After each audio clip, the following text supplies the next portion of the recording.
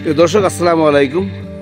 বুঝতেই পারছেন আমি ঠিক এই মুহূর্তে আছি একটি ইট বাটা, যেখানে ইট তৈরি করা হয়, বা যদি আরও সহজে বলতে চাই ইট তৈরি যে ফ্যাক্টরি, সেখানে আমি অবস্থান করতেছি। সেখানে আসার পরে আমার চোখে একটা জিনিস পড়লো যে এই যে কাজগুলা করা হচ্ছে, মানে মাটি মারাই যেটাকে আমরা বলি আর কি। একটা সময় ছিল যখন এই মাটি মারাইগুলা করা হইতো গরুর মাধ্যমে, মানে এটার চতুর্পাশ দিয়ে গরু ঘুরতো, ঘোরার পরে এই মাটিগুলা মারাই হইয়া মানে মিক্সিং হয়ে তারপরে বাইরে হইতো নিচে দিয়ে একটা একটা যন্ত্রের মাধ্যমে আর কি। কিন্তু সেটা এখন আর প্রয়োজন হচ্ছে না।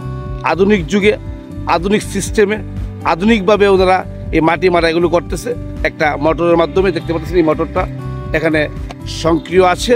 এই মোটরের মাধ্যমে যে মাটি মারাইয়ের মেশিন চক্রা যেটা বলি আর কি, আমরা চক্রা ঘুরতেছে, ওইটার নিচ দিয়ে মাটি আসতেছে। তো এখানে যিনি আছেন এই ইট খোলার বাটার যে সর্দার আছেন, ওর সাথে কথা বলবো আসলে এই মাটিগুলো ওনারা মারাই করে যে, বা এই বিষয় নিয়ে কথা বলবো আর কি। আসসালামু আলাইকুম কাকা, আপনাদের ইট খোলাই নাকি? আপনি সর্দার হিসেবে আছেন তাই না? তো একটা সময় তো ছিল যখন এই মাটিগুলা মারাই করা হয়তো গরু দিয়ে, তাই না? গরু দিয়ে। তো এখন তার গরুর প্রয়োজন হয় না। এখন আধুনিক যুগে আধুনিক যন্ত্রপাতি, মানে কাজের গতি বাড়াতে গিয়ে এখন আপনারা এই যে ইলেকট্রিক মেশিন ব্যবহার করতেছেন নাকি? আর যদি ইলেকট্রিসিটি না থাকে তখন কি করেন? আছে ডিজেল মেশিন নাকি? ডিজেল মেশিন আছে। আচ্ছা আচ্ছা। তো দেখতে পাচ্ছেন আসলে আপনার দেখায় আরেকটু মানে কাশিনে দেখাই কীভাবে মাটিটা ওনারা মারাই করে। এই হচ্ছে এদিক দিয়ে মাটি বাইরে হইতেছে আর কি, এই যে মাটি বাইরে হইতেছে দেখতে পাচ্ছেন।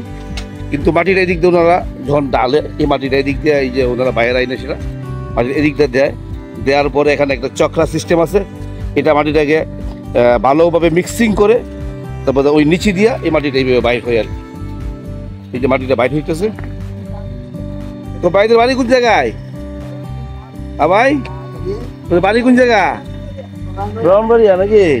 আচ্ছা, এখানে এক গ্রুপ আছে যারা মাটিটা কাইটা ইয়া করতেছে।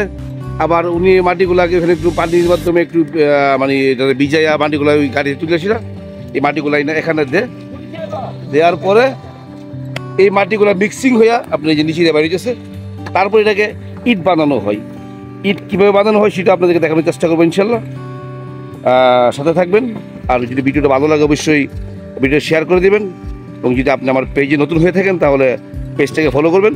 ধন্যবাদ সবাইকে, ভালো থাকবেন। আসসালামু আলাইকুম।